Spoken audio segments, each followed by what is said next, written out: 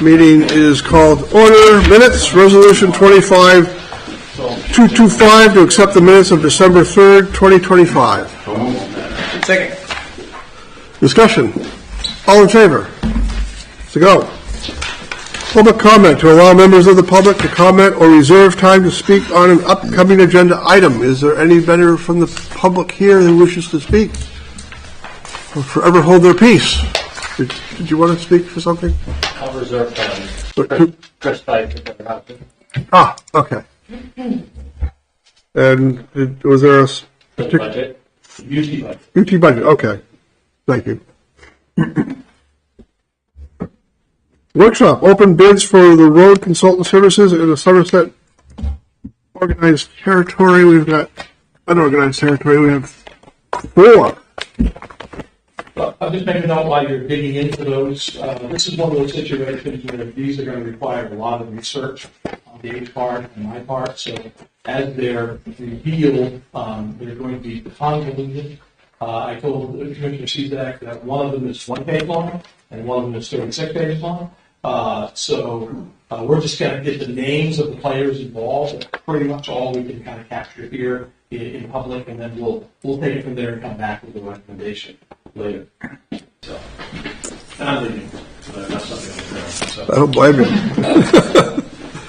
So this first one is from Adam Seamus L. Bliss, P.E., of Scarborough, Maine, and he's got quite a little proposal here, which we will need time to go through, but the amounts, he has a table of an engineer $70 an hour, construction inspection $60 an hour, GIS mapping $55 an hour, CAD drafting $45 an hour, mileage is 65 cents a mile, per diem is $100, and then GPS equipment current rental rates as required.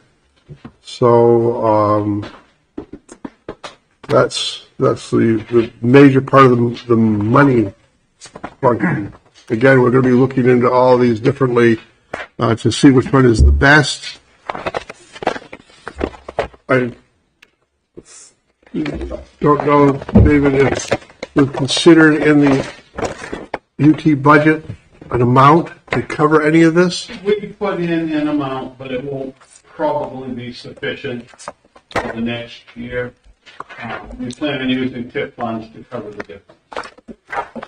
Okay. Well, I am going to give this to you to share. And if you pass, keep one and pass one, and I'll dig into this and see if I can find a bottom line in the 36 pages.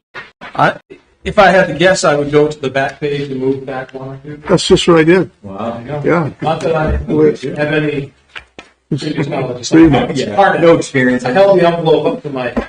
Hard to. Yeah. Kudos to Jake. Kudos. I'm just going to put through this for a minute. Okay. So we have,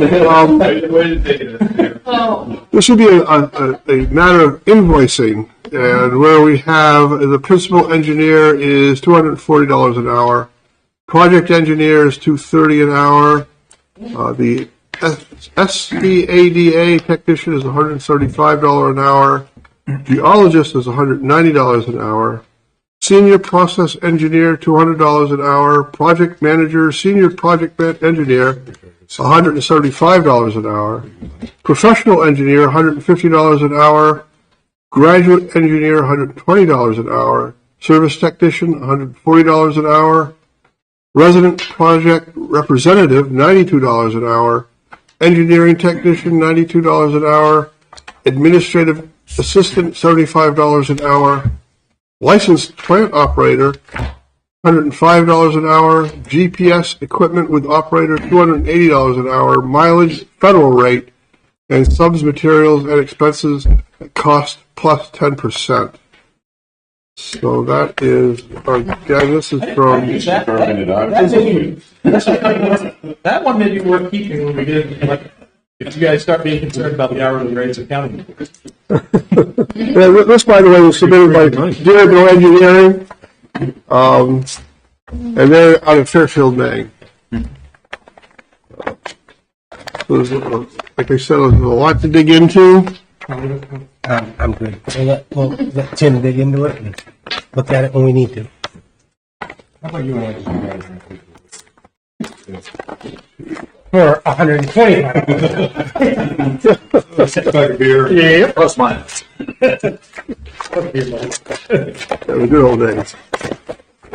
So there's something here. Okay, there's that one. This comes from Plymouth Engineering in Newport, Maine.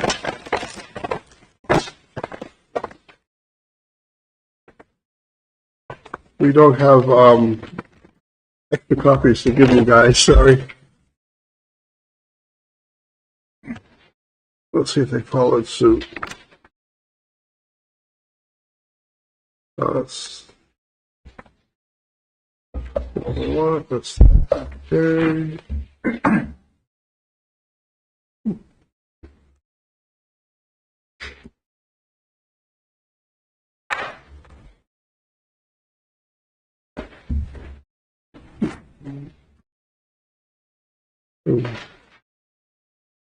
Don't see any, here we go. The 2025 rate schedule for staffing is principal in charge, 173 hourly rate. Senior project manager, $144. Project manager, $115 to $127. Senior engineer, civil, environmental, structural, $104. Project engineers, civil, environmental, structural, $95. Junior engineers, civil, environmental, structural, $83. Registered architect, $109. Architectural designer, $109. Landscape architect, planner, $115. Drafting production, $95 to $109. Construction monitoring, inspection, administration, $95 to $173. Clerical, $75. Sub-consultants, cost plus 10% administrative fee. Mileage, prevailing IRS rate. Miscellaneous, reimbursable expenses at cost. Those hourly rates and other costs described above are effective as of October 1st, 2025. And all services on clients' behalf related to mediation, arbitration, and or trial regarding work unrelated to Plymouth Engineering Design Services, including but not limited to preparation, depositions, witnesses, and expert witnesses shall be billed at 175% of the standard hourly rates. So that is our Plymouth Engineering bid. These don't really seem like bids to me, Tim. Do we have? I mean, we spend X amount of dollars. Let them open the last one. Okay. Yeah, Didn't have it. we'll never get into Oh, it. they did have senior engineers and junior engineers. Did we hire the baby engineer? Maybe that's less. All right, so the last one is Maine Highlands Development from Emden, Maine. And this is the proposal for road consultant services for unorganized townships. Here we got. There's conditions agreement, but.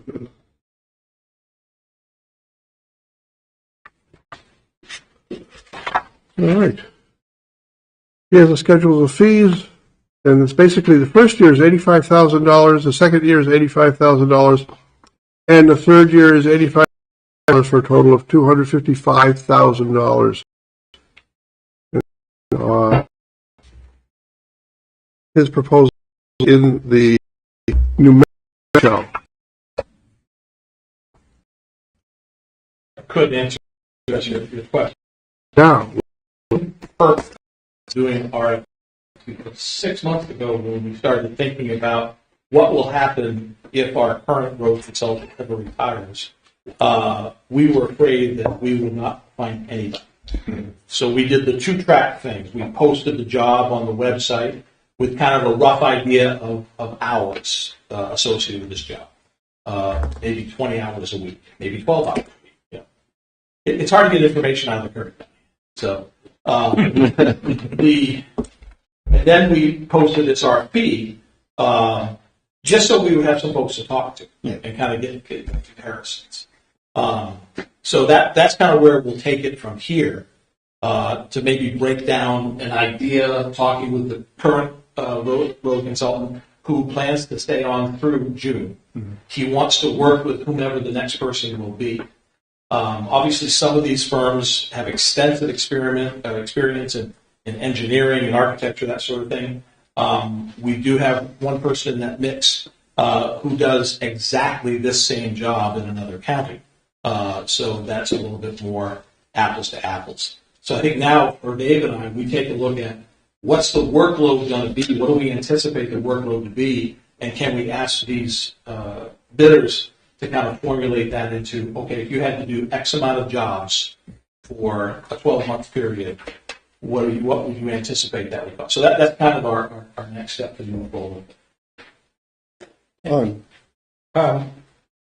What are we talking like in the UT area? If a culvert needs to be replaced and it's going to be engineered, is that what this person does, or road resurfacing? What does the road commissioner of the UT currently do?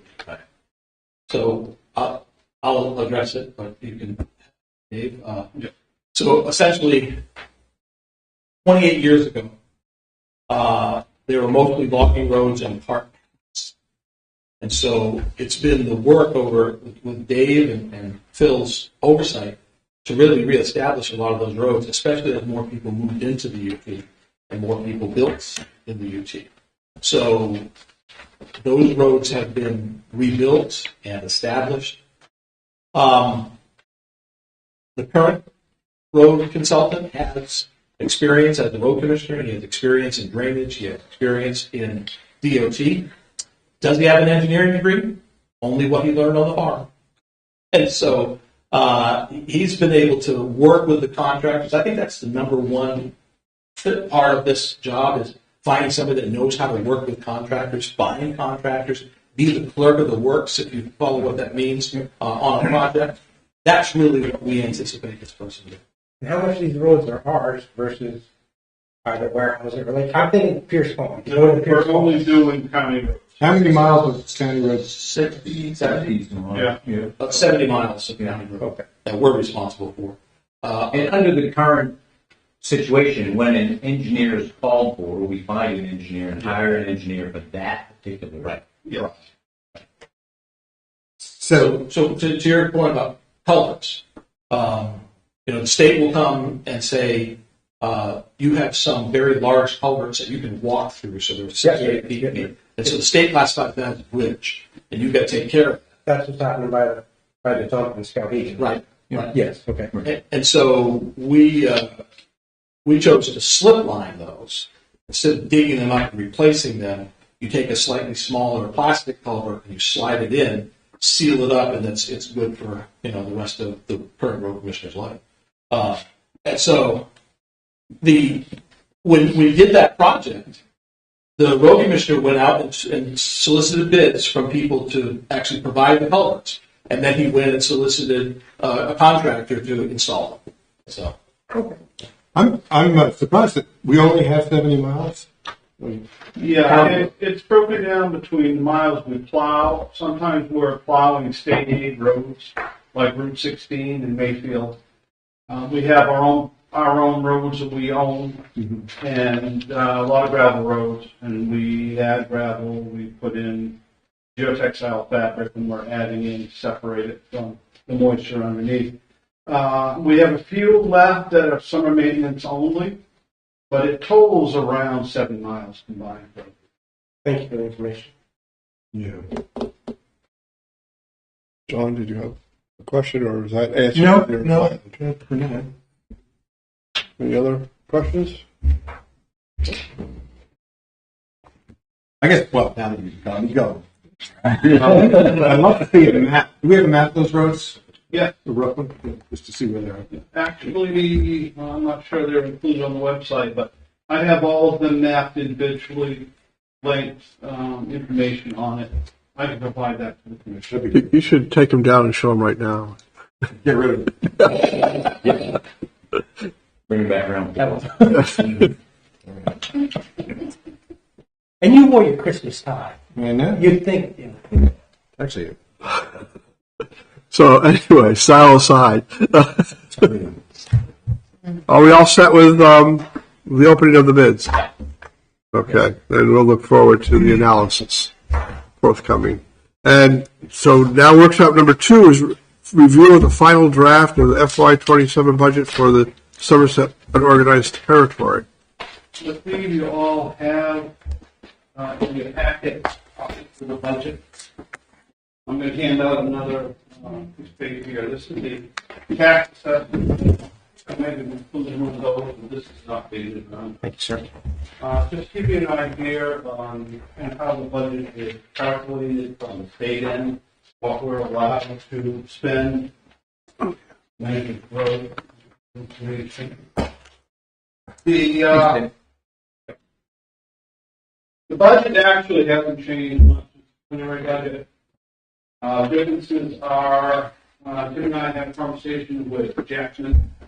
They were going to ask us for another $100,000 on top of the $300,000 we gave them towards new fire engines. And when Tim and I had the meeting, we were saying we weren't planning on giving them another $100,000, you know, to refund their account where the capital money came from. We were kind of considering $300,000 our contribution towards it. So we got them kind of waive that, but we do create accounts in our budget, and we keep the money for Jackman capital equipment funds. Originally, they wanted that $100,000, and Tim and I said, well, no, not that, but we will start accounts, capital accounts for replacing Jackman equipment. So what I've done in the budget here, there is a new line under capital. It's page 2 near the top. You'll see it says Jackman Fire and Rescue Vehicle. That's capital account for equipment, ambulance or a new fire truck. So we're going to fund that $45,000 in the next fiscal year of 27. So that's been added, so that changed our increase in the bottom line from a 2.51% increase to 2.96%. But we're still, very low increase. That's your document. I'm trying to find my documents that you're referring to. Oh, yeah, I'm using the vertical one. So that's this one? Yeah, that's the landscape. Okay. I'm sorry, folks, I created some portrait size because on your version, all these pictures are on a separate page. And So you're not supposed to do that. So I actually have a portrait ones here that you'll sign later. Oh, we won't be signing this one, huh? what was that number you Yeah, that's what I told was us trying to about? find. Yeah. Not under UT Jackman. No, go down to capital account. It's the very back. 5,600 Got it. Here. on page 2. Is that what you're referring to? No, I was looking and apologize for this. Capital investments right here. Yeah, capital. Jackman FR vehicles, 45,000. I am on, That's above 1751 page. It says in the bottom 1751. yeah, Just go a line. it's 5,600 in blue. I apologize for that, folks. I was Miscellaneous items. Well, just getting form and you guys got you that landscape. I was doing that for. I have a consideration for you because I went to Same New thing. Portland's town meeting, Selectmen's meeting. Oh, okay. New Portland with Highland Plantation going back to UT. Mm-hmm. New Portland is their primary area where they register cars, they provide fire service, they provide rescue service, Yes. and they are aware, they are also in need of fire equipment and are aware of what the county did for Jackman to assist them. We knew that were. So I don't know that we want to call it Jackman F&R vehicles. I think we might want to call it UT FR vehicles because that money is going to have to be used for all the UT area, right? If someone else comes, where are we going to find that money? What we did when we did the Jackman combination of TIP funds and CUNY then.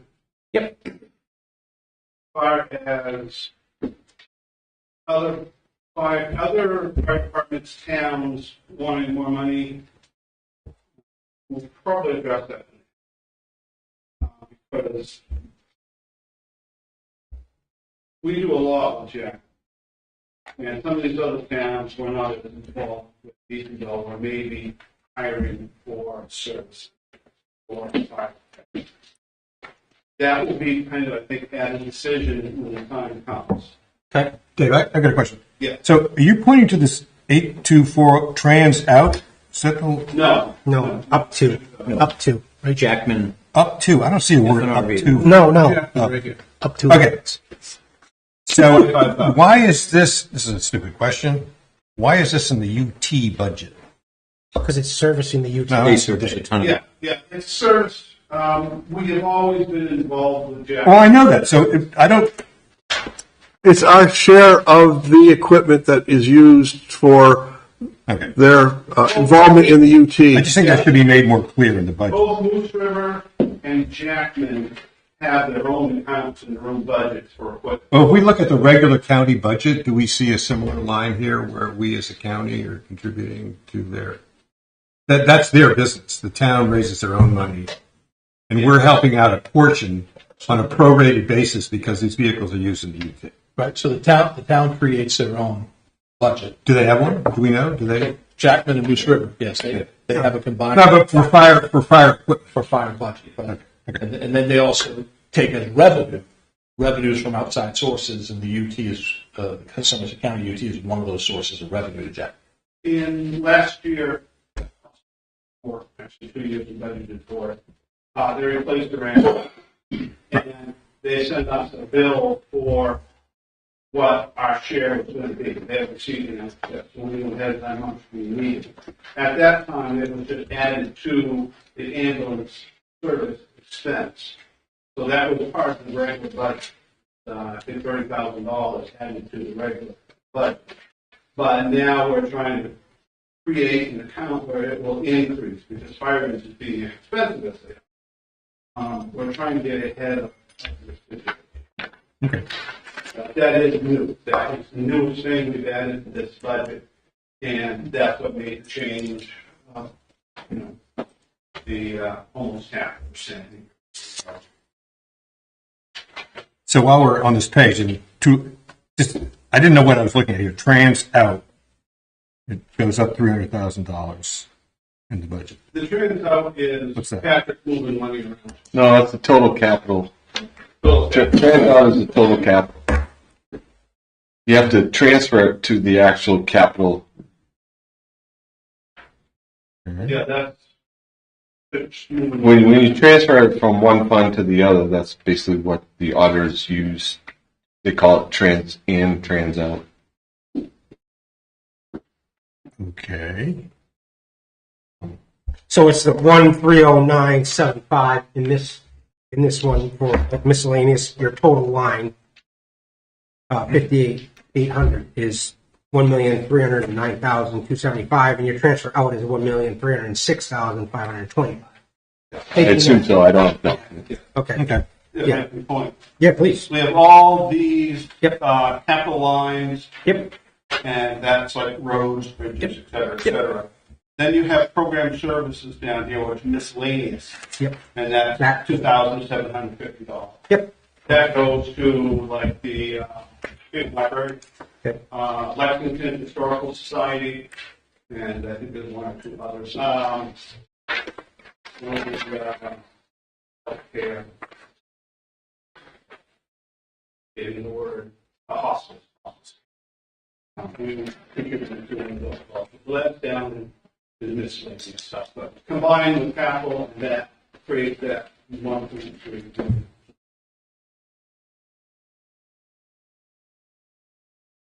So on that,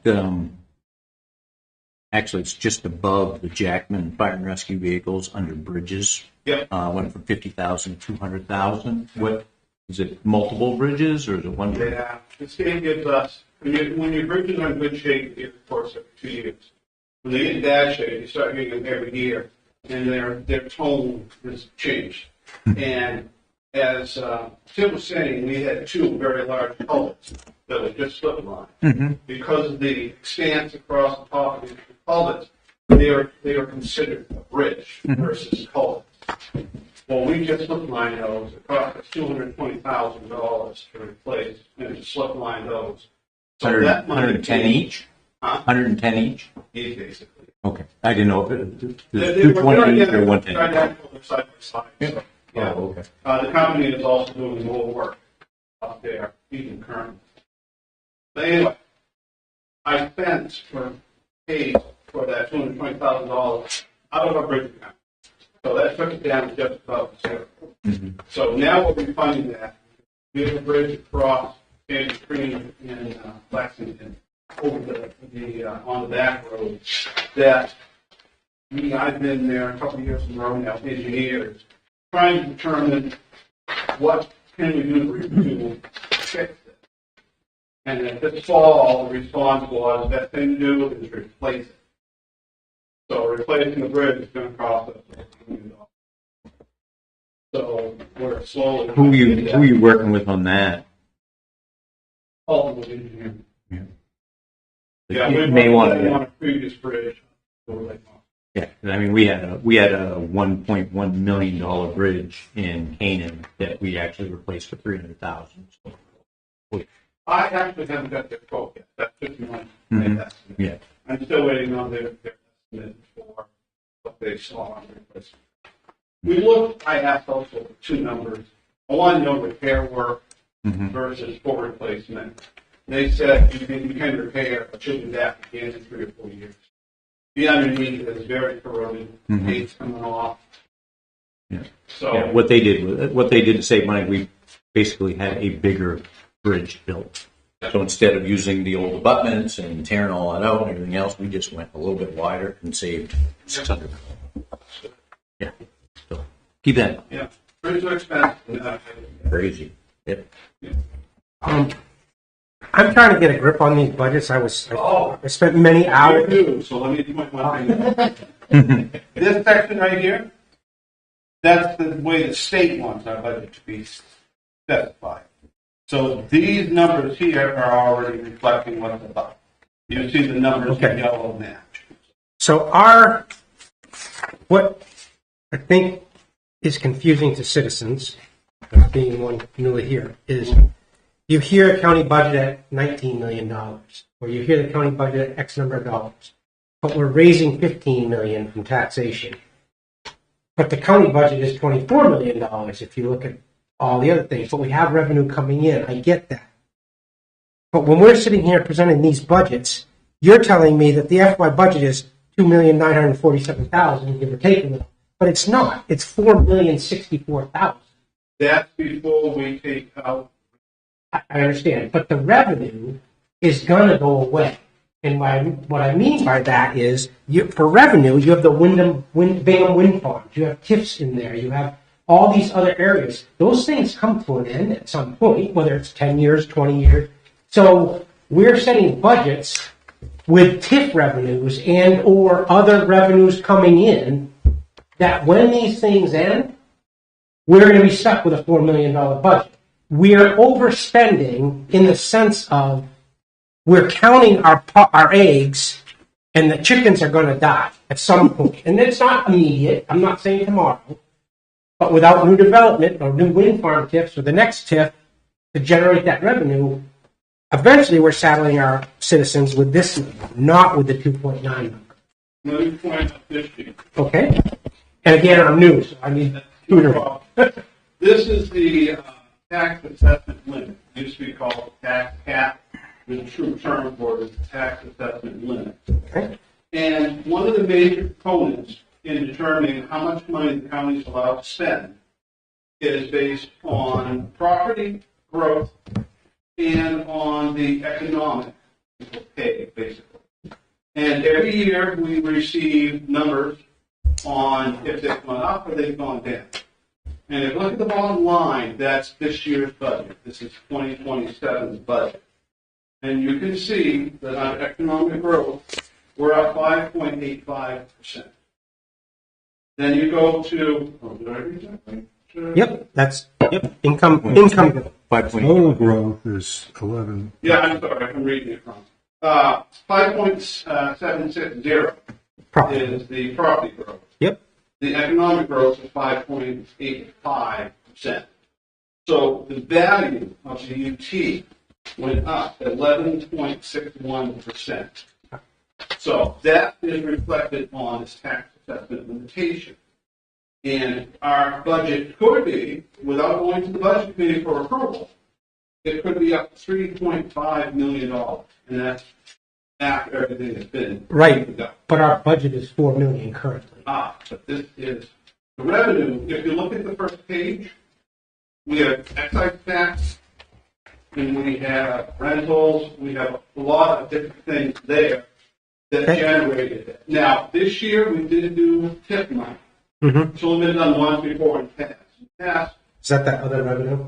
yeah, it's 400,000. Okay. Yeah. Yep. That's actually money coming out of tip, because the commissioners, before you joined, Yep. wanted a small increase in Yep. taxpayers.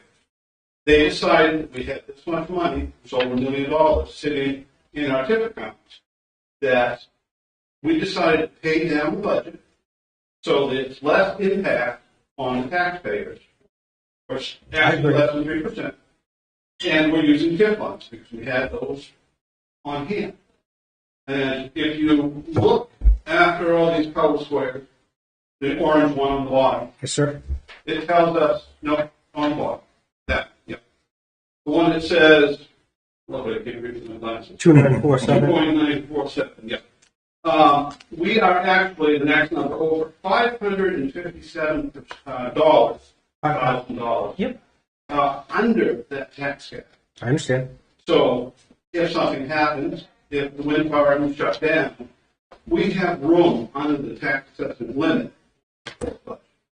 Right, but that comes with a property increase. Yes, it does. That's what I'm trying to avoid. Yes. But I'll go to Tim later. We won't. But if I could, and again, Dave did a good job explaining it because the commissioners saw the same thing you did with a large increase to the UT property taxpayer.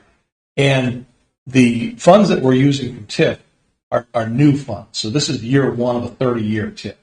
So that helps stretch it out a little bit longer. I'll be dead before this problem. Well, right. So the other part of that is, I agree with you. I don't want to rely on $400,000 from TIF every year to try to maintain a reasonable UT budget. The only other line that's kind of variable there in that revenues is your inter transfer from undesignated funds. There's always a little bit of money there. Yep. But everything else is pretty static there as far as revenue, what we'll get. The big thing this year, as Dave mentioned, is roads and bridges. And we are hoping as we move forward that the major reconstruction and rebuilding work is done.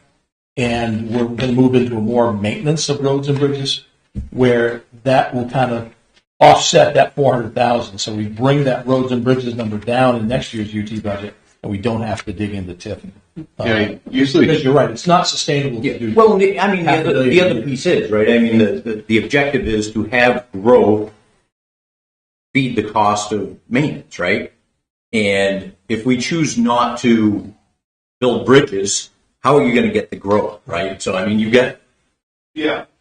The other big booster on the big number is the law enforcement line. 'Cause we've got Yeah, a new they deputy. added a third deputy. Yeah, so that's over 200,000.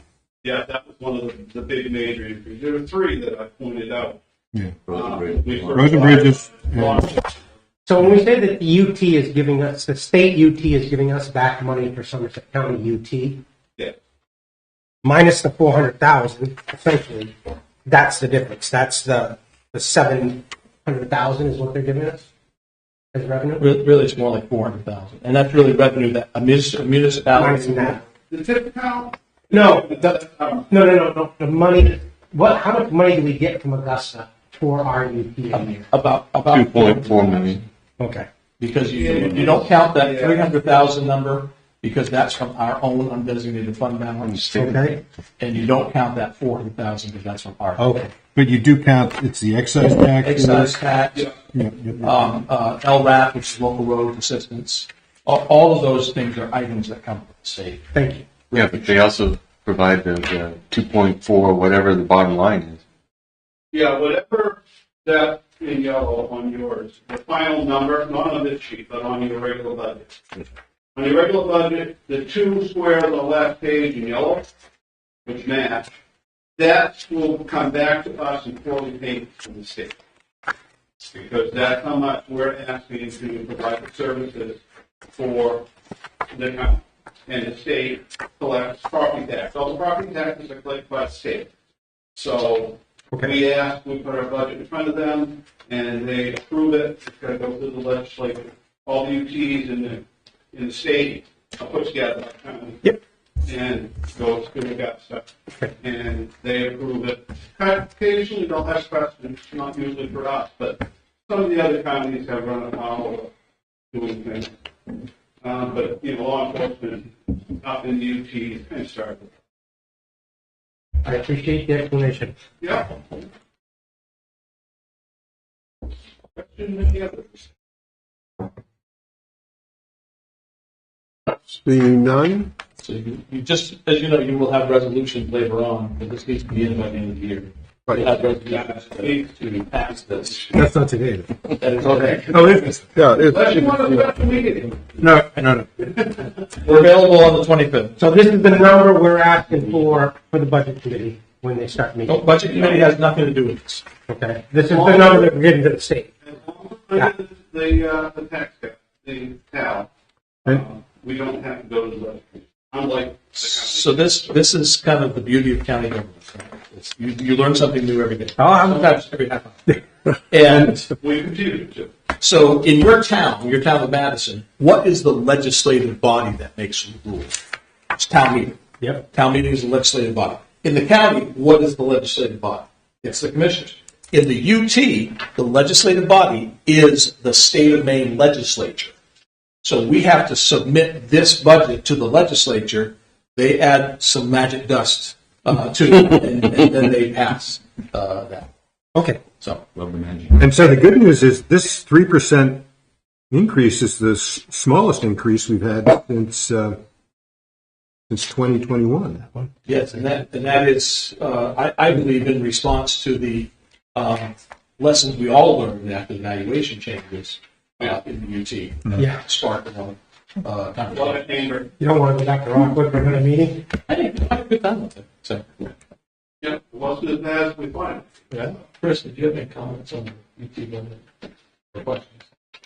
I have in front of me, but I appreciate the work that's been done, Dave and the rest on this.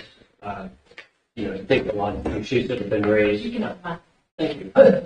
Are the things that we're really watching as a large landowner in the county, particularly when items are specifically assigned to the county, assets in particular, so things like a new deputy, associated vehicle for that deputy, understanding that it's highly likely if a call comes in and the deputy's based in Jackman and the call is in sure they will respond to that call. So just keeping track of the items aren't just put onto the UT as a way to say, well, we'll just have the state or the UT pay for those. I think all of you are clearly paying attention to that, understand that. And we have a real interest in the towns of Jackson or the other towns in our operating area that have the opportunity to thrive and have some of these services that so appreciate the work that's gone into it. I think those are also the things that get brought up in Augusta when we start to see a lot of items. And as you said, Dave, that seems like other farms have been more apt to do that. Somerset, I think, has been pretty helpful in the past. So no, I appreciate We try to stick to the rules. yeah, thanks for the opportunity to listen in and to go on. Appreciate it.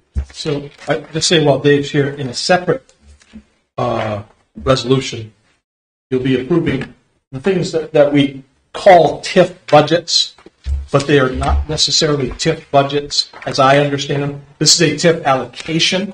So this will show you, and we send this to the state because the state knows, because they know they have Maine revenue. They know how much money the county receives from our TIF agreements. So there's one here for the wind project, and the one here for the NECEC, which is the CMP corridor. So you'll be asked to sign off on these, saying that you understand these, which if you've worked with TIF before in towns, there's the total amount received all the way over the top here, and how it is to be allocated, not spent. You're not bound to spend these dollars. This is how you show the state, these are the categories in which you can spend them. So The numbers in there, percentage-wise, are really an estimate. We're not required to spend X amount of dollars in any of those specific categories. I did move capital, road, because this is a TIF budget. A lot of the $400,000 that we're going to use to pay this down is going to go towards capital. So you will notice when you get these, you should have them in your package, that one of them was like 90% on capital. But that doesn't necessarily mean it happened, but that's just the way I presented it to the state. Does not tie your hands at all if you want to spend it. Two things, Tim, that I was educated on this week. The budget that we set, like, say, this one, the UT budget, unlike a town, because that's the government I came from working in, as a select person, we approved, if they were switched, if it was over 1%, I think it was, the margin of error, if it had to be shifted from X line to Y line because they overextended one, that had to come back to the select. I am under the understanding in the county budget, that is not the case. We set the budget once. And so this basically can be shifted anywhere within that UT budget. Am I correct with that assumption? Without... Right. Again, you're not the legislative body. The legislature is in this case. Right. But as a county, you have to facilitate the services. Yep. So the state approves the budget, the county facilitates the services, and that's where Dave and Patrick keep track of all the Okay. And then the signature pages have my name spelled wrong. I don't know if we have that legally right, or but that might want to be changed during this week. There's no G. There is a G in the name, and there's no G. So this says Skillins. So It's Don Skiddles. it needs a G. So I don't know if you need that legally or not. That's all. I'm sure the I'm just trying to correct on the others. No problem.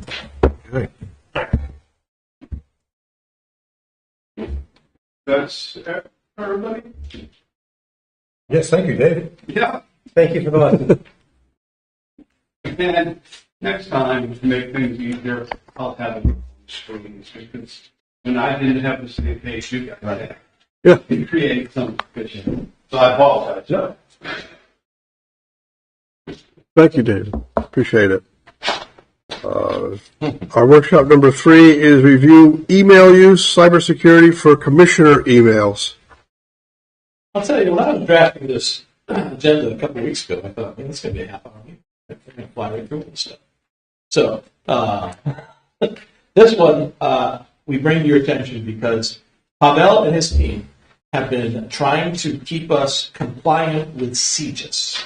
If you know what CJIS is, if you didn't have to Google it like I did to know what the acronym is, it is the FBI's Criminal Justice Information Services Security Policy, which all governmental agencies have to abide by. So we are trying to loosen or tighten up all of our potential access for cyber bad guys to get into our system.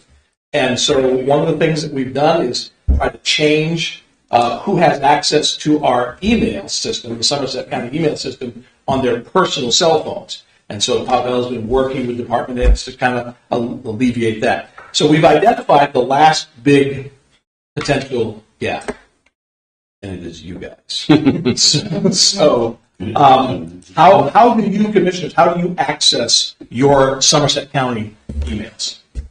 Laptop. Your personal laptop? So you got a tablet, phone, use your phone and Phone and a laptop, and not a laptop, but a PC. right. So I'll introduce Pavel. He's going to talk about things you might want to do.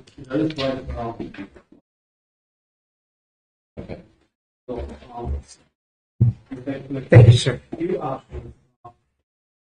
There's one option in order to allow access on personal devices.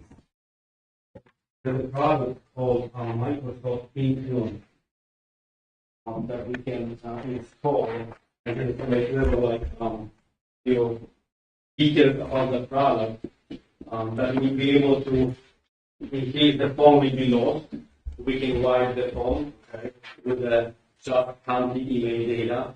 It's not going to touch your like personal settings on the phone. It's just going to touch basically the Microsoft Office 365 products that will be installed by us on that cell phone. So that's one option, and the cost is like $7 per person per month.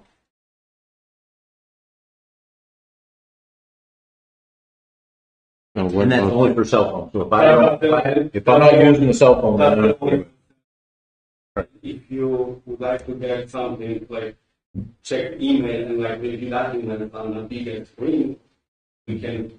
The cheapest option would be to provide you with iPads. That you can review documents using iPads or laptops that will be issued by company. But you can't put that on this iPad. We will have to manage this device. So we will have to put that into your iPad. So my business email goes to my phone under a separate security for State Farm. Yes. And according to Microsoft, that we will not touch your personal accounts. We will be only manage. We'll be able to manage only the county email.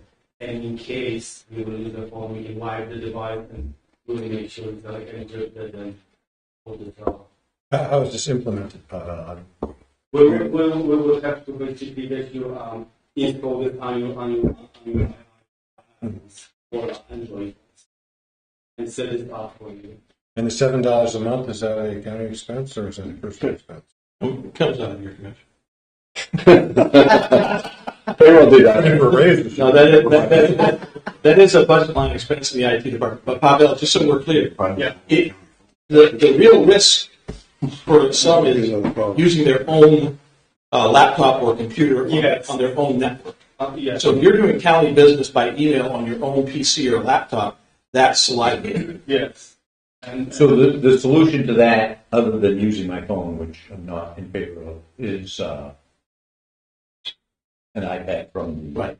Yeah. County issue. sign in. county issued or either iPad or cell phone. Okay. We will have to manage and be able to set up proper encryption and those requirements that we have to follow. A tablet is a little more convenient because it allows you to look at documents on a little larger screen. So you're suggesting in this discussion that you get 5 tablets iPad, those are, That is one option, right? that's one of the and options. take it off our phones and carry it. Those are like the screen is like 13 inches, Yeah. so we can have the keyboard for it also, and button touchscreen, so it's easy to use. Does it have a cell signal, meaning are you going to be able to pick this up whenever? You can connect your Wi-Fi, Yeah. or they come in with a 5G, but that kind of monthly fee, Yeah. about $40 a month that we will have to So how pay. about like my phone? I use my phone as a hotspot. That's not a security No, risk. no, or you is can it- use that. Okay. Okay.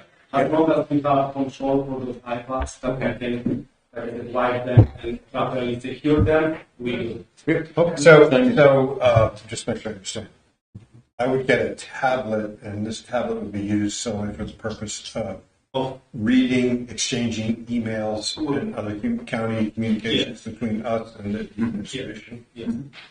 So the same could be done on a laptop. We already have those. I mean, we don't have to worry about what we got to do with our phones. No, anything with a laptop or computer, we will have to apply. And So my- we manage those devices. My county emails would come off my phone, and it would be solely on the tab. If you decide that you would like to just use a tablet, yes.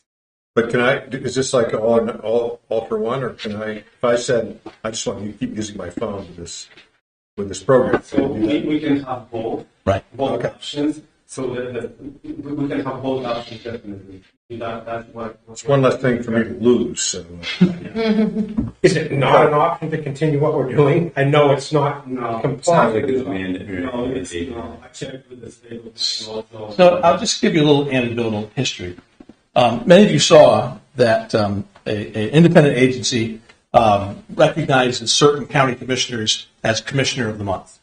And back in November, Commissioner Cezak was recognized as Commissioner of the Month, and it was posted on certain social media sites. Not long after that, I got calls from obscure people, a selectman in Mercer, the county administrator in Piscataquis, saying, hey, Robert Cezak just emailed me, said he's having a party to celebrate his being Commissioner of the Month, and he needs you to go get some gift cards. So, We weren't invited to the party? Neither was I. so it's out there, and anything we can do to tighten that loop, we need to do. Yeah, we got a lot of pushback from other employees too, but it is required. Yeah, we have to get this. And I only learned about that employee, that Commissioner of the Month, when I saw it in the Bag of Daily News. So, if we want to keep using your phone, how you can find You got scoop? Cole, for you this So you can't use two-step verification? No, we using the step already. Yes. That's the requirement. So we'll train But you're not. But that's coming for you, like for the next. Everything's done. You're getting, Part of the $7. you're getting triple. You've been an We offender. try to decide what would you like to get, and if we get approved, that we will set it up for you for the next meeting. So another thing about all of this is that it's not just related to the government services, but it's also related to our insurance. We have cyber insurance that we have, and then they are also saying you pay this if you have security. You pay way much more if you don't. So, So would you like to have access on the cell phones and iPads, or on both devices, on personal cell phone and county issue iPad, both? Yes, because like if I'm at my office, it hits here, I see it, but I can't read it until I go to this and actually can see it. Being old and blind.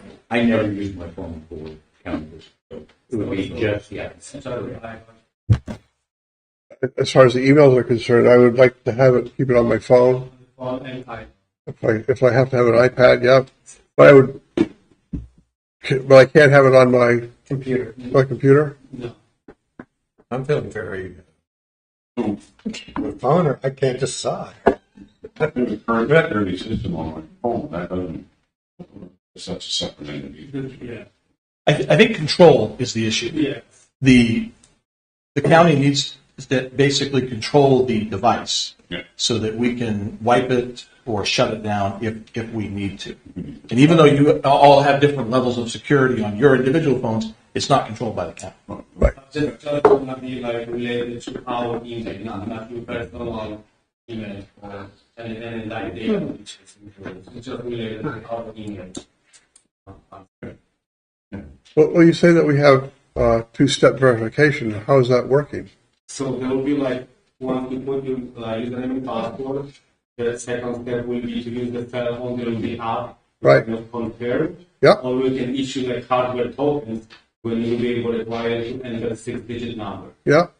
So that's two-step verification. So Okay, but you you haven't. join the ranks of all the employees There is a learning curve. who take Pavel's name in vain every time we try to log in for But it. every time I want to log onto my laptop, You'll have people who- and my phone too. if your phone has the Microsoft. Yes, we'll set this up. But make Not on your phone. no mistake, you cannot have your email on your laptop anymore. Right. No, Your personal. at all. No, I just have it on my phone. I guess I'll just stick with my phone for now. Change it. You guys could all issue us county phones. I'm just like a one phone guy. They issued me a phone when I was engaged. Use it. I can't do it. Just put everything on my phone. I'll just stick with my phone. Overall, the iPad's cheaper, and then when I'm done, I hand it to you and walk away. And you can give it to somebody else. Yeah, I agree. Give me 24 hours on this. Oh, you get till next meeting to this. You got till next year. I'll need to look at it, make sure it doesn't, so I have my cards at 50, Just flip the coin. whatever state law. I've already got way too much stuff. This workshop is just the appetizer, just to get you thinking about it. Stimulate a lot. Actually, looking at the agenda, I thought this was going to be a discussion on what we should be using our county emails for, and the fact that they're subject to recovery requests, et cetera. That's all true as well. That doesn't Maybe change. we should have a refresher on You got that. some concerns there, John? Well, as I see emails going back and forth, it does cross my mind. So. You know they can take your phone too. You know that. Yeah. But we don't talk about that today. Right. Moving on. Thank you. Thank you. We are good. And workshop number 4 is review of jail revenues. So I put this on here just to kind of get everybody on the same page, and literally, I'm looking at this page that should be in your packets. And later on today, we have some specifics of a boarding contract that we're looking at in executive session. It's my hope not to get into the details of that boarding contract during this workshop, but rather just as a refresher so all commissioners know how our current jail is funded. Our current jail has a budget of $11.7 million. And it basically is funded through 4 primary services. Everybody on the same page? Yeah. What's this under? I don't. It should be under workshops. It should look like this. Got it. It does look like that. Thank you. Got it. It's In the book. It's workshop number 4 over here on the corner. But it doesn't look like that. Different color. Oh, I'm sorry. Don't trust me with colors. Uh, So what I provided here is I basically broke down the 4 major categories that revenues come from to fund the jail. I gave you a 5-year average to see where those numbers were 5 years ago, where they are today. Obviously, the largest portion is what's called the tax cap.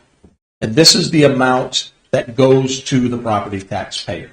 Of our $11.7 million budget, just about 60% is funded by the taxpayer at $6.9 million. That tax cap has moved from 4.8 to 6.9 over the last 5 years. And part of that reason is the cost of operating jails has gone up during that time. And so that's been adjusted. The other part of funding is our federal boarding. And federal boarding are the inmates that the federal government pays for us to house. And that has ranged anywhere, well, on average, it's been about $1.5 million a year. Last year it was up to 1.6. The year before that it was 1.8. We budget about $1.8 million for federal inmates. The other big portion is other county boarding revenue. If you look down the past, it really has not been that much, less than a couple $100,000. That's on the uptick as of last year, and we anticipate that to greatly increase in the coming budget. And we'll talk more about that later.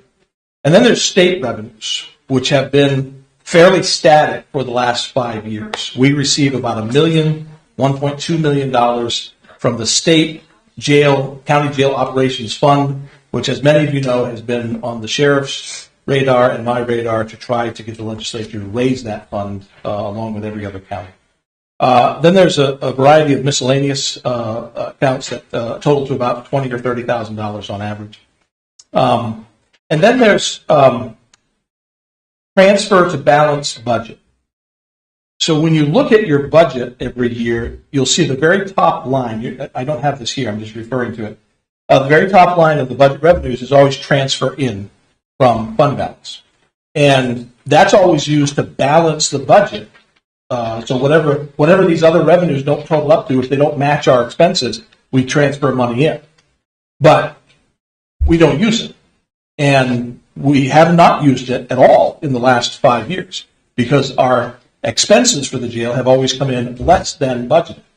And that has been primarily due to the difficulty in staffing at the jail, where we budget for X amount of employees, but for many years we were 10 or 12 employees short.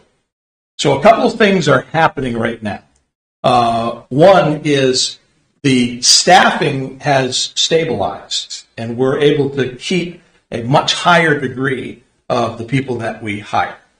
And that's to the credit of our staff and the sheriff's office and the jail staff. The other thing is the pressure on other counties to board out inmates is growing rapidly. Penobscot, Knox, Waldo, Androscoggin, all of them are facing crisis situations. If you read the stories in the newspaper about all these county budgets in crisis, boarding out of jail inmates is one of the difficulties they face. And the problem is, if Penobscot said, I want to build a jail, and the voters approved it today, it wouldn't be done for 5 years. Same thing with Androscoggin as their capacity. So the two most local receiving jails are Somerset and Two Bridges. Then the other major receiving jails are Cumberland and York. So for the majority of the counties, it's us and Two Bridges that they want to try to work with. I'm going to stop short of promising tax reductions, but I will say boarding outside inmates is something that county must consider because it's why the jail was built that way. And it may result in some property tax savings for the taxpayer if they're established, if the boarding contracts are established efficiently. So that I just wanted to give you a brief 101 on where the revenues for the jail come from and see if there's any thoughts, questions, concerns.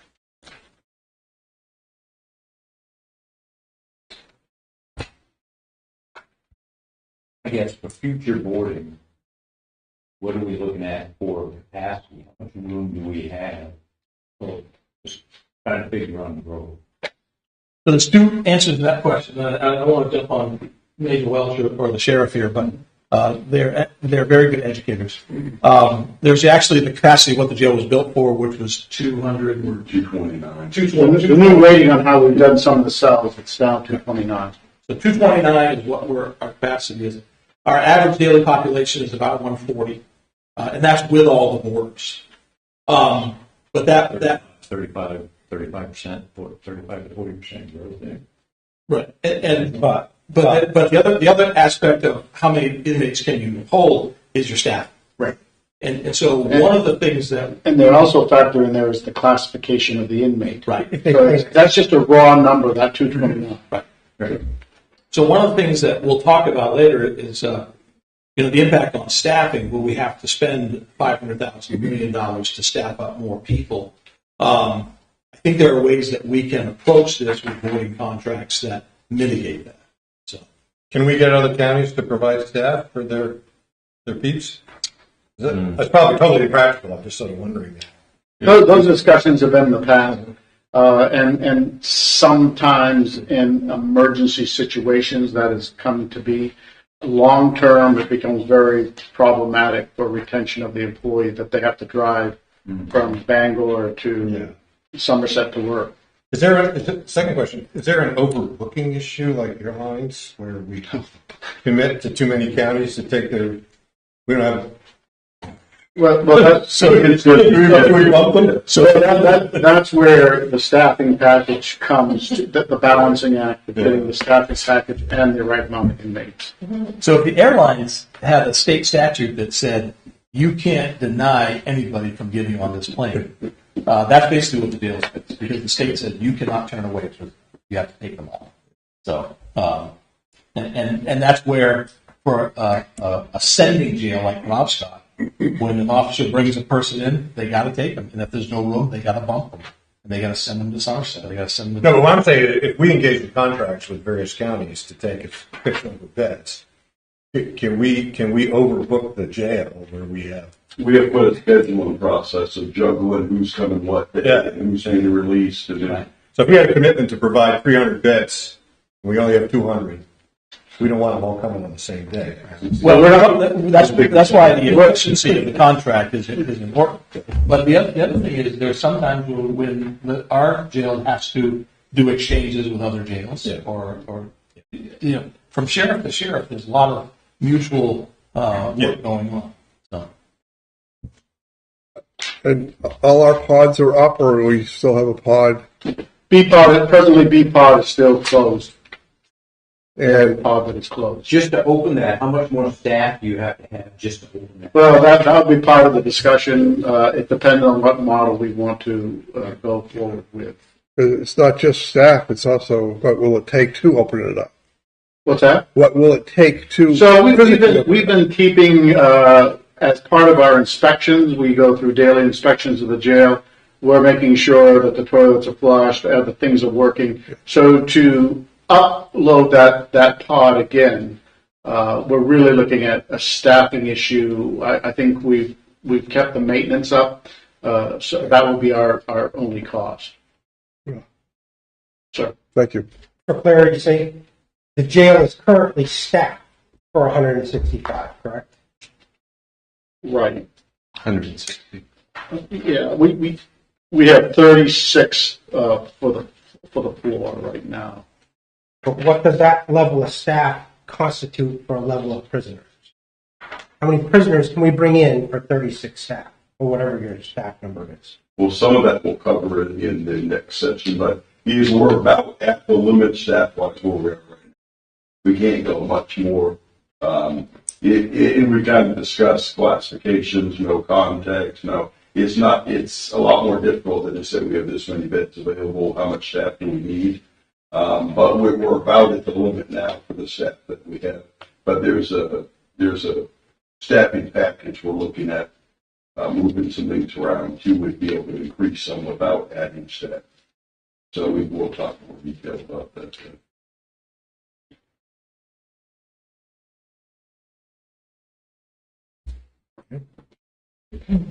Anything further? All set for jail revenues? Any other questions or concerns? Moving forward, no public hearings, new agenda items, commissioners only. And all set. Administrative report. I want to let you know that the letters to the property owners on Lake Moxie Road are going out this week up in the forts to let them know about the public hearing on the 21st of January for the application for access for ATVs on that road. I mentioned to some of you earlier that the county received notice today from FERC of Brookfield's intention to transfer their license to a new entity. I'm assuming that's an LLC created by the Nature Conservancy. There's a public comment period on that. Public comments are due back by January 8th. And I've reached out to Michelle Llewellyn, town manager in Fairfield, also Christian Savage with SCDC, and a new board member for SCDC, Donna Cassesi, who is a longtime employee and president in the SAPI organization, to see if we could kind of consolidate messaging if the county and those other entities wanted to make some public comment about this transfer. Perhaps this would be the time to do it and everybody be on the same page. So there'll be more information coming on that. Has anybody reached out to Benton? Benton, I'm going to assume that Michelle would have from Fairfield, but I have not. Yeah. The other thing that came up this week that was interesting is apparently Maine Revenue Services is putting in legislation that would make some amendments to the process by which commissioners hear property tax abatement appeals. So they sent out a survey to some of the county commissioners. Commissioner Cezak responded to the survey.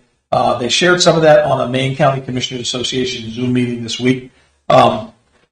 Really wasn't clear what they got from that survey. What they're trying to see is our counties overburdened by this process right now, which I would say our county is not. We average about one appeal a year. But the big question is, should there be no opportunity at all for a county commissioner to hear a commercial or industrial appeal? And having gone through this in Madison, I tend to think I would rather all industrial and commercial appeals go to the State Board of Property Tax Review, where there are people that are trained to do those. Because once you get to that level, and you're talking about a $40 million reduction and a $5 million tax bill reduction, once you get to that level, everybody's pretty lawyered up, right? And so one of the recommendations that I would make is that maybe the state consider removing that, because right now it's only if it's $1 million or more.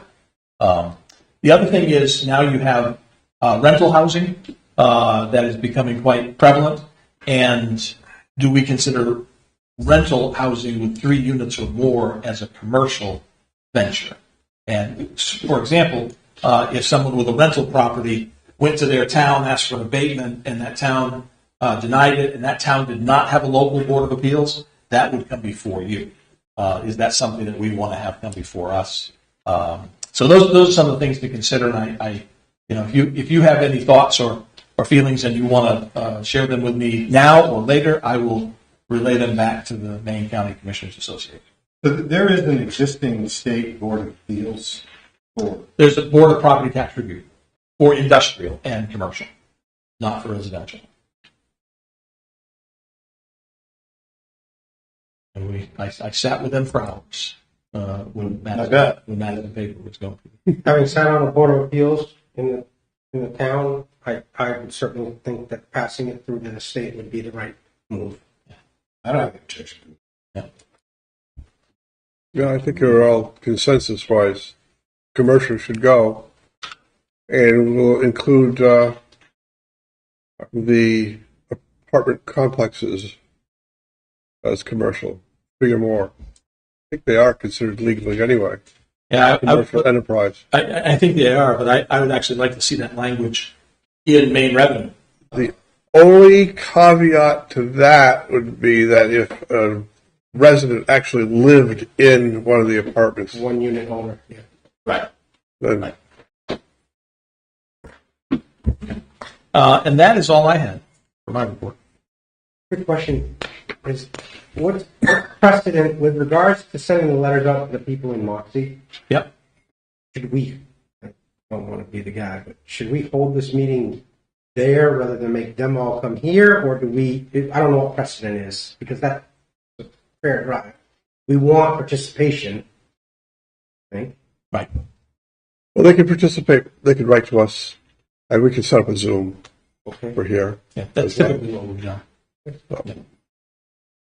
So that will help them on any travel issues, especially where it's dark. And And we've already received a number of public comments by email regarding this anyhow, and that would be included. Okay.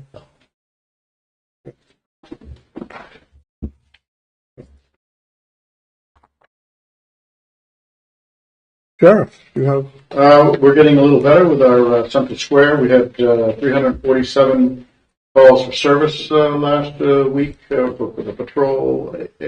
18 arrests were made. I do want to, the last 3 days, we have been going through our national ACA accreditation. The major set on the call out the last briefing today. And we accomplished 98.8% of our non-standards, mandatory standards, and we got 100% on our mandatory standards. There are 332 non-mandatory standards, and there's 61 mandatory standards. So kudos to the major and his crew to pull that off. So it appears we're going to be get reaccredited nationally. We have 3 people. One was from Mass, one was from New York, one was from Florida, auditors that came up here and spent 3 days combing through everything inside the jail. Is that a 3-year accreditation or how? Is that? Yeah, 3 years. Yeah. Yes. Very good. So I just want to publicly say congratulations to Major Welch and the crew for continuing our accreditation. It's there's only 2 jails in the state that are nationally accredited. It's ours and Cumberland. I haven't forgotten you, Patrick. I know you're on the agenda, but I thought we'd take a break from all the financing for a minute and then we'd talk with Parvell. If you had anything further to add? So I just want to mention for the that email cloud implementation, we started the process in November. So there are only like 3 groups left to be migrated. So county commissioners, SEDC, and jail team. So we're planning to finalize it in the middle of January. Great, thank you. Thank you. And our jail administrator? No, I just echo what the sheriff said as far as 13. We have a very young staff, as you know, all the hiring we've had over the last 3 years. So for them to step up and to have that good restore accreditation says a lot about the team that we're putting together. So Good work. Thank you.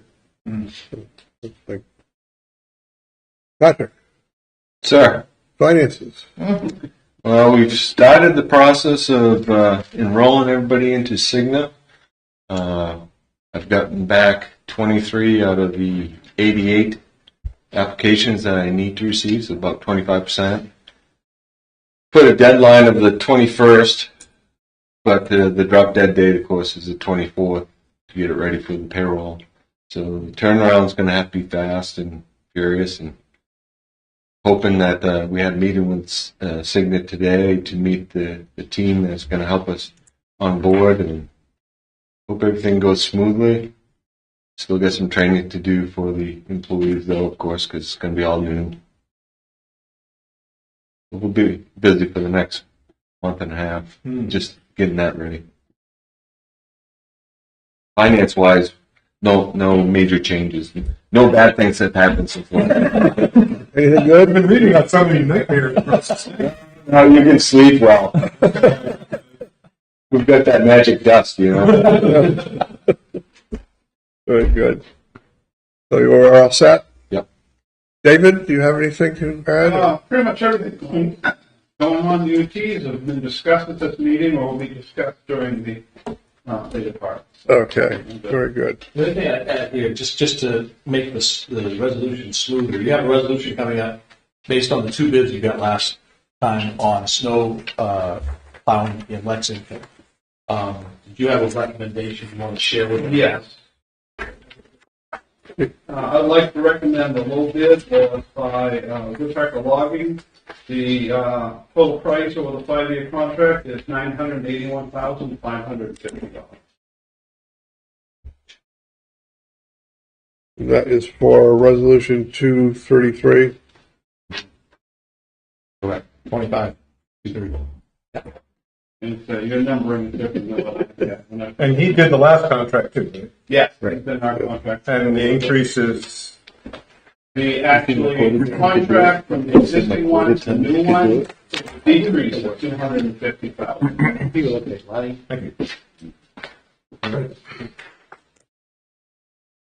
Now, it comes to mind, did you need to have us move the agenda so that we can go right to the warrant so that you can get... No, the person that was coming, she needed a check to pay for the equipment being delivered today, but she had to be there for the delivery, so if she's there, she'll be here tomorrow morning. I've already pulled the check, so I'll have it on here. Okay, very good. Just as a... I just want to thank everyone, and the sheriff especially, Is that kind of Armstrong Dimension? Participating in the parade. Oh, yeah, I'm sorry. It went well. Good, I'm glad it did. I was Yeah. going to make it, was just too cold for me to get there. It was cold, Yeah.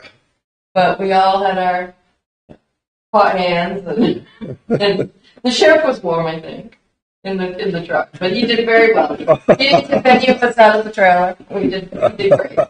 And while this meeting is being recorded, thank you to Charles Yeah. Robbins and Charlie and Sons for donating that big red wagon. The big red wagon. Yeah. That we Wonderful. pulled. Thank you. It was great. People had a great time. Yeah, a question for Dave. How is the new stove working up at Rockwood, the community center? I have had no comments on it. No pluses, no minuses. It's working fine. They're outside here. Yeah, I was going to say, yeah. Okay. And they didn't invite you to any picnics either. Darn. Yeah. All right. Very good. So we can move along to our new business. We ready for that? Yes. Resolution 25226 to approve the commission of Mike Pike as Sheriff's Deputy for Somerset Sheriff's Office. So moved. Second. What exactly does that entail, Sheriff? Deputy Pike is a deputy sheriff, but he's also the SRO for Madison. That's his job, and that is working out really well. Okay. And this continues that? Right. Yes. Okay. Thank you. So is there any further discussion? Seeing none, all in favor? That's a go. Thank you.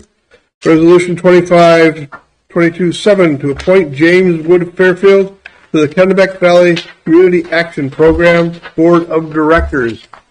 So moved. He can't come more highly recommended. He's a great guy. He'd be Yeah. perfect for this position. So, That's good. all in favor? Very good.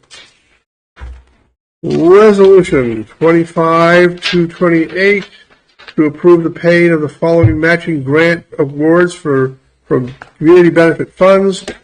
L.C. Bates Museum Waterproofing Project, $8,750. Baker Mountain Lodge Repairs, $3,000. Margaret Chase Smith School PE Equipment, $4,000. Skowhegan Madison Elks Club Outdoor Lighting, $2,550. So moved. Second. Discussion. Seeing none, all in favor? Let's go. Thank you. I'll just add before you go on that this closes out the fall of 2024. So we only have the spring of 25 and what was just approved in the fall of 25 open. So there's no stragglers. So these are all closed out. So. Wonderful. Good news. Resolution 25229 to approve the commission of John Dunay as Deputy Sheriff for the Somerset Sheriff's Office. Second. Good commission. Discussion. All in favor? Good.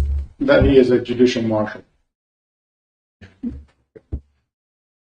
Resolution 25330 to accept the resignation retirement of Eric Plord from the Somerset County IT Department.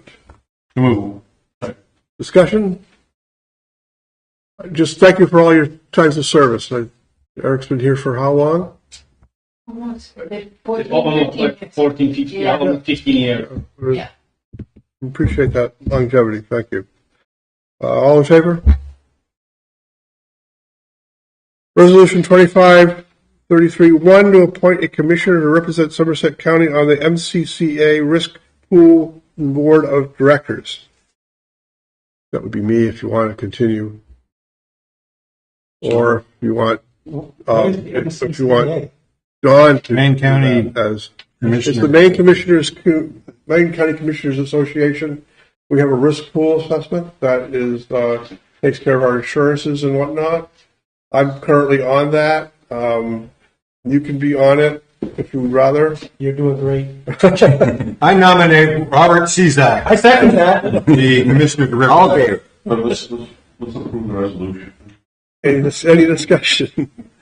All right.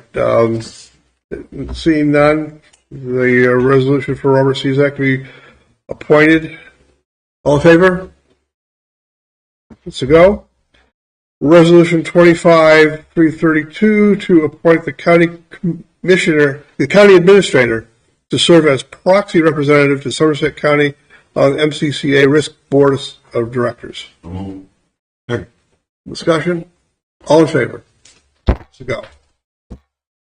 No capital reserve expenditures. Unorganized territory resolution 25-233 to award a contract for winter road maintenance in Lexington Township. Amount and $981,550 and Woodpecker Law. What is the company? incorporated in. So moved. Discussion? All in favor? To go. Thank you. Resolution 25-234 to approve the final draft of the FY27 budget for the Somerset unorganized territory. Second. Discussion? All good? All in favor? It's a go. Thank you.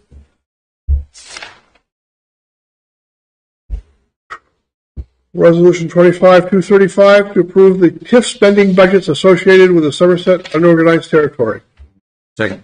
Discussion. All in favor? What am I looking at here? You're looking at those two counts. At this right here. That's what you said. Okay. It's a good thing I'm sitting here. Yeah. These are the summaries. Yeah. He was lost when that scene. So anyway, Still, all in favor? Okay. Thank you. you're no joke. Resolution 25-236 to approve the treasurer's warrant for general fund, Somerset County Jail, unorganized territory, TIF tax revenue, TIF community benefit, and TIF NECEC for a total amount of $560,166.25. Second. Discussion. All in favor? Let's go. And then we have miscellaneous discussion items, commissioners only. None. Nothing. Okay, very good. And I'll propose a 5-minute break before we go into executive session. So moved. Okay, go right ahead.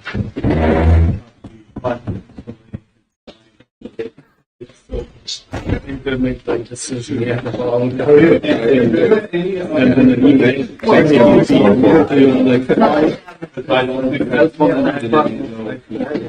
think John's gonna just want that. Joel's just gonna want to. And it's seating here. I know. What do you got written down? 5:05. Really? So you did expect it to go long? Exactly what we know. No, because this is the employee and the contract is shared. Yeah. Because of the complaint of this contract, it's the first one that's 1 minute old, so that's kind of what I'm saying. Okay. So I'm going to stick around for Could be. I thought we had this. If it gets to 6:30. Yeah. I'll take it. When the lights go up. Yeah. Thank you. Thank you. Merry Christmas. Merry Christmas. I'm waiting for We're signing. I'll sign it. Wow, somebody's awful whiny today, huh?